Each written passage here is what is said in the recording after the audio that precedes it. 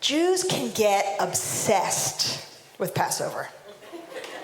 Yes, it's a joyous holiday, and yes, it contains our most defining story of our people's emergence from slavery to freedom, our liberation, which was also our birthing through the Red Sea, through the Sea of Reeds, into nationhood, when we transformed from Bnei Yisrael, the children of our ancestor Jacob, to Am Yisrael, the people or nation of Israel. Yes, it's the most celebrated of all the Jewish holy days on the calendar. More Jews participate in Seder than any other holiday. But as is perhaps to be expected from a people not most known for our non-anxious presence, some of us get a little anxious sometimes. The buildup to Passover for many people is not as much about excitement as it is about stress. And the stress for many traditional Jews is about kashrut. So much so that the traditional greeting for Passover isn't just Chag Sameach, as we wish one another on other holy days, but Chag Kasher Sameach. May it be a kosher and happy holiday. And as you know or may know, there are a whole set of efforts one must make to remove the chametz, all the leavened products from the home, to kosher the kitchen, which involves some combination of burning things and boiling things. The use of a blowtorch is not uncommon. And or trading out one's dishes for a separate set that's saved all year just for this coming week. This Shabbat HaGadol, the big Shabbat, is traditionally when the rabbi gives the biggest sermon of the year other than High Holy Days. Everyone's panicking right now. This one is usually with a focus on how to have a kosher holiday. What specific rules must we follow and how must we follow them to have a kosher Seder? And tonight I'm going to give a Shabbat HaGadol sermon. It might not be as long, but it's about how to have a kosher Seder, and not the kind of kosher Seder that involves the pouring of boiling water over your stove or using a blowtorch on your oven. But this year, Seder is going to be different than all the other years that we have ever lived through. And the question is, how do we have a kosher Seder 6 months after October 7th? On the Promised podcast, a brilliant weekly offering from Tel Aviv that I cannot recommend highly enough, this week, host Noah Ephron quoted an Israeli mom named Revital Giambucho. She said this: "As long as our kidnapped are not home with us, as far as I'm concerned, it is not Jewish to celebrate Seder night. Because we who in every generation see ourselves as if we left Egypt, we cannot say that this year. I am Ima to 2 sons who were called up as officers on October 7th and have been there ever since. And I said to them, my children, I am sorry. I cannot sit at any Seder table. I cannot dress for the holiday, cook for the holiday, go from course to course and read those words. What freedom do we have to decide how many desserts we'll make? What freedom are we celebrating? In what world do we dare to leave the families of the kidnapped alone on this night? We have no right. It is not Jewish. I will be with their families and I will strengthen their hearts and I will try to chant a passage from the HaGadol I hope we will be deserving of. Take us from slavery to freedom, from sorrow to joy, from mourning to celebration, from darkness to great light, and from enslavement to redemption. And only then will we say before him, Hallelujah. However, Ephron spoke to other Israelis who say that this year, for the first time in a long time, they will make Pesach. They will gather with family and friends to defiantly and proudly declare their Judaism. Ephron read to us on his podcast from a new Haggadah made by the Hostages and the Missing Families Forum, printed in the print shop of Kibbutz Be'eri, whose CFO was murdered on October 7th. But which reopened 1 week later. In the cover material of the Haggadah, quotes from the laws pertaining to gifts to the poor from Maimonides' Mishnah Torah 8:10.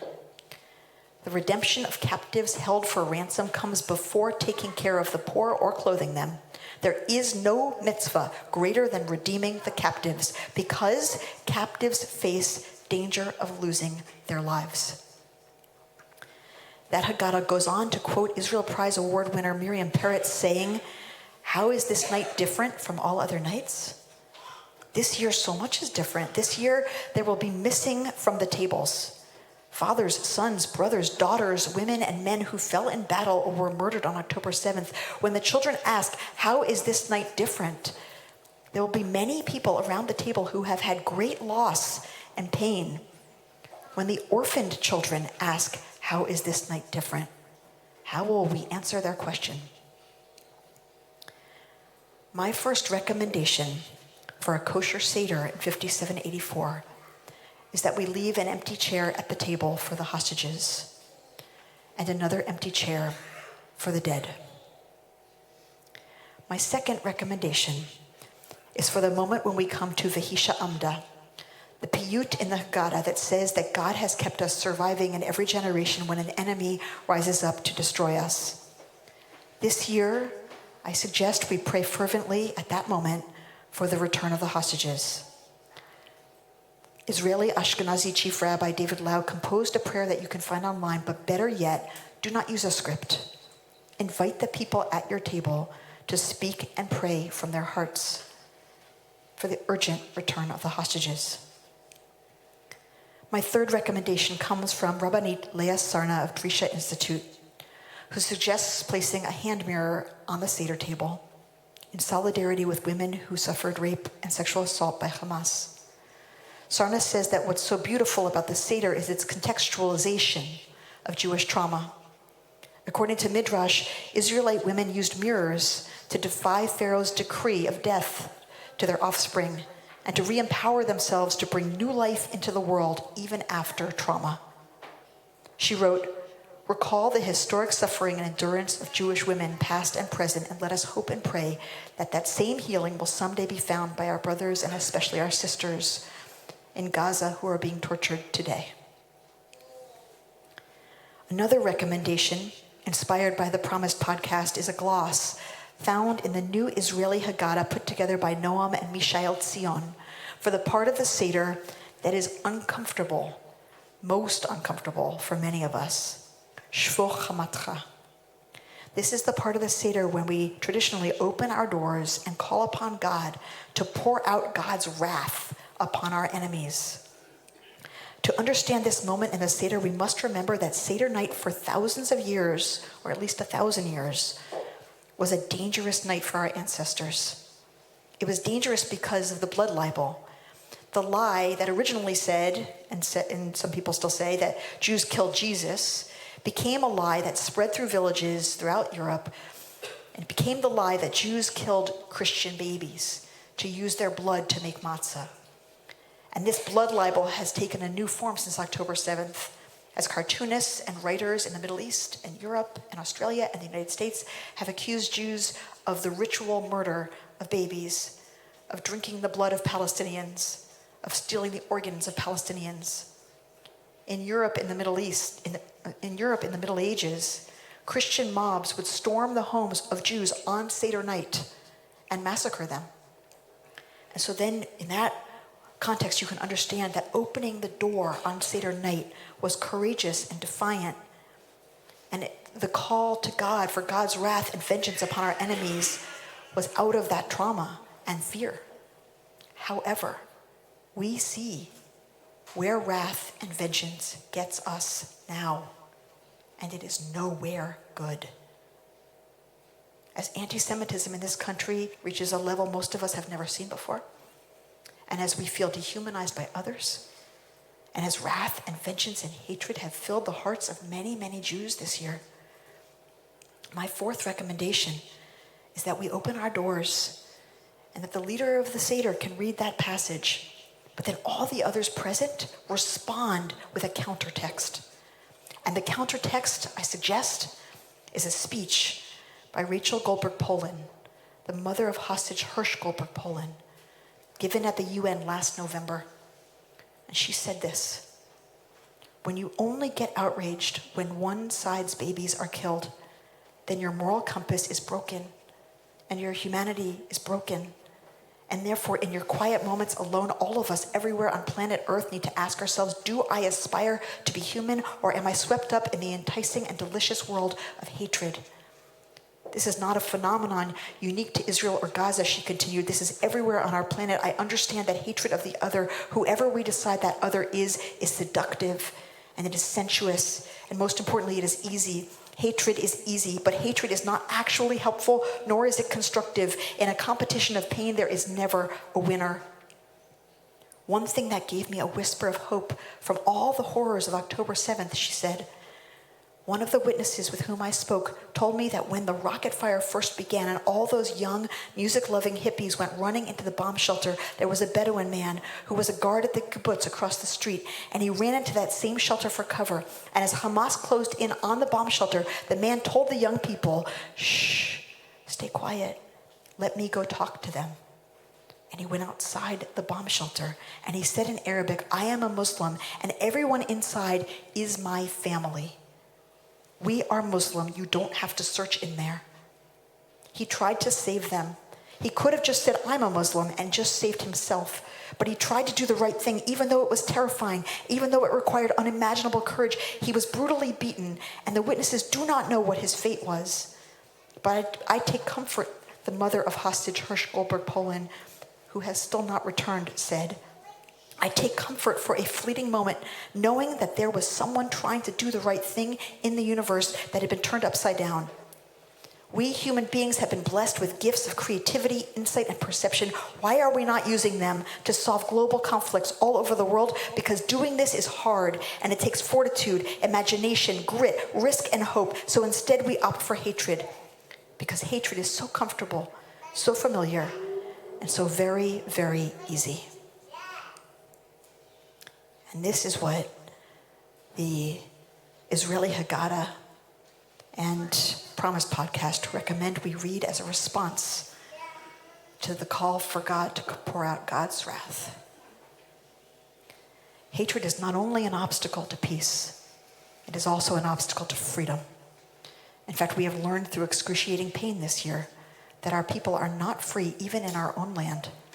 And we will not be free as long as we are occupying Palestinian people. We will not be free as long as Palestinian people lack their own freedom. Israel simply cannot be a democracy with civil liberties and social freedoms as long as Palestinian people lack their own liberties, their own democracy, their own state. Our freedom is intertwined and interdependent with theirs. This story, the Passover story, has always been about us, but it has never been only about us. Always from the first Seder, which took place in the Torah itself, this story has been about a God who hears the voice of the oppressed, about a God who stands for freedom for humanity. We know this because the story turned into the most frequently named mitzvah in the Torah. 36 times, do not oppress the stranger, for you know the feelings of the stranger, having yourselves been strangers in the land of Egypt. And to be clear, Egypt in Torah is the word Mitzrayim. It is not referring to the modern state of Egypt or any Egyptian alive today. It is a symbolic place, Mitzrayim, which literally means the narrow place. It is a symbolic place of constriction, of being entrapped, bound, captive, oppressed, suffering. Therefore, my fifth recommendation is that we place an olive on the Seder plate to represent Palestinian freedom and the hope for peace between our peoples. It was an olive branch that the dove brought to Noah in the ark, letting him know that the flood was ending and there would be a future for life on earth. The olive is not only our symbol of hope and peace, it is a symbol of nationality and connection to the land for Palestinians. As recently as 2011, olive trees covered a majority of the land in the West Bank, but thousands of olive trees on private Palestinian land have been destroyed by settlers in recent years. Therefore, we place an olive on our Seder plate to include the cause of Palestinian freedom in our cause for freedom, so that one day we can truly be free. As we know, that freedom feels very distant as the war is in its 7th month. And right now, more than 1 million Gazans are starving, and many are in danger of starving to death. How do we sit at our tables with a feast before us, singing Dayenu, when people are starving, when hostages still remain captive? Our ancestors thought about that when they designed the Seder. They specifically called upon us to open our homes, our tables, our feasts, our hands to people who do not have. So my 6th recommendation for a kosher Seder is for halach ma'anya, when we say, this is the bread of affliction our ancestors ate in the land of Egypt. Let all who are hungry come and eat. Let all who are in need come and partake in the Pesach offering. Stop everything right there. Do not let that just be words. Make it real. Have a link or a QR code and call upon everyone at the table to give to Anira. Anira is a vetted humanitarian organization that's providing hundreds of thousands of meals and sanitation kits to people in Gaza. And once everyone has donated on the spot, then you break the middle matzah and resume the Seder. My seventh recommendation is already built into the Seder. It's at the time of the plagues. We reduce our joy by dipping our pinky finger into our wine and taking out drops for each plague, reducing our joy out of compassion, out of empathy for the suffering of the other, even the suffering of our enemy. That's the tradition, if you think about it. The story tells us that our ancestors were enslaved for more than 400 years. All their baby boys were murdered. They were beaten mercilessly, worked to death. And then in commemorating that experience and our liberation from it, our rabbinic ancestors reduced their joy because the Egyptians were suffering. And when Pharaoh and Pharaoh's army drowned in the sea because they raced into the water to re-enslave the fleeing Israelites, God rebuked the singing angels. We do not rejoice over the suffering of our enemies, and certainly not over the suffering of the innocents who live among them. Perhaps you will tell some of their stories as you reduce the wine in your cups. Haaretz published these stories of Gazans in January. Maha, 26, who moved with her family from Gaza City to Rafah, related that the 22 members of her extended family had to make do with 2 cans of fava beans a day, and that she was hungry all the time. Noel, 43, who arrived in Rafah from Beit Lahia, said that her family was subsisting on date cookies distributed once a day.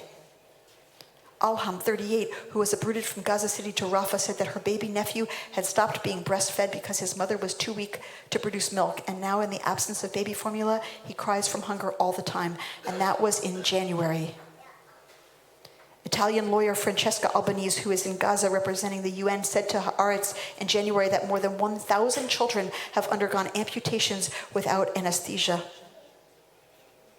Anira published these stories of Gazans in December and January. Saida, a 36-year-old mother of 4, said, "The inability to get medicine for my children just makes their health conditions worse, making each day more challenging than the last. I just want to go home. I want my children to go back to school. I want them to have dreams for their future, but at this moment, that all seems so far away." A woman named Fauzia said, "The situation at the UN school shelter is so terrible we couldn't even use the bathroom. The school where we were seeking refuge didn't have water. Sitting in a tent outside is way better than sitting in a shelter. It's full of disease. My grandson got sick there." A man named Islam, who was diagnosed with a severe case of cancer 3 years before the war, said, "A few patients with cancer have been allowed to leave. I am patiently waiting for my turn. There is no clean water to drink, so we drink polluted water. The lack of food has left me suffering from severe stomach issues." If our people empty our wine glasses in response to the suffering of Pharaoh's army who sought to enslave us, all the more so do we reduce our joy at the suffering of innocents in Gaza. My final recommendation for a kosher Seder this year relates to the moment near the end when we open the door for the prophets Elijah and Miriam, who represent hope for a redeemed future. This year, let's actually imagine what a redeemed Israel, what a redeemed Palestine, what a redeemed Jewish people, what a redeemed world looks like. What will healing look like? What will freedom look like? Do not be afraid to dream big. Do not be afraid to describe the world looking very different than it does now. You can even give everyone at your table paper and pens, break into pairs or groups of 3, and ask them to write a newspaper headline.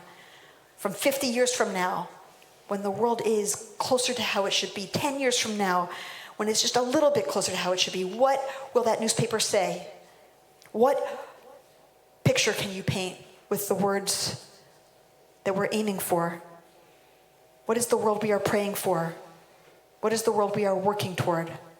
Imagine it like it is possible. Imagine it like it will be real. Our parsha this Shabbat is Metzora, a grappling with a strange disease, tzaraat, which could afflict human bodies and clothing and houses. And the rabbis decide that tzaraat is actually a spiritual disease more than a physical disease, and that it is caused by motzi shem ra, by the use of language to harm others. This war has been a war of words as much as a war of violence and starvation. We here in this country have turned on one another with words. Words have been used to dehumanize both sides. Words have been used to deny the suffering of both sides. Words have been used to divide people in this country from one another. It may be that you will attend a Seder where people are divided, a Seder in which finding the right words feels challenging, even risky. It may be that you will attend a Seder where the expectation is that words of compassion can only be spoken for one side or the other side. But take courage from the fact that words have also been used in these last 6 months to inspire compassion for both Israelis and Palestinians. Words have also been used to inspire nuance, and words have also been used to inspire hope. And this, above all, is how to have a kosher Seder. Rabbi Shlomo of Karlin, a student of the Maggid of Mezrich, who lived in the 18th century, said about the verse in our parsha, "This is the teaching concerning the afflicted one. Zot tiyeh Torat HaMetzora." A person who speaks in favor of the merits of everyone in the world, of all of humanity, brings about the inflow of blessing in all of the worlds. If you proclaim them all to be worthy and good, this adds to the glory of Israel, that gives glory to the Holy Blessed One, who created such glorious and praiseworthy beings. You even cause the angels above to speak in favor of God's creatures. Thus, an abundance of blessing flows through all the worlds. But when you speak maliciously about God's creatures and denigrate them, it is the work of the Blessed Holy One that you are denigrating, the worlds that God created. I wish you all a Seder filled with words of nuance and words of compassion, with words of kindness and words of blessing. I wish you a Seder in which we remember that even in the bleakest of circumstances, freedom is always possible. Most of all, I wish you a Chag Kasher V'Sameach. Shabbat Shalom. Shabbat.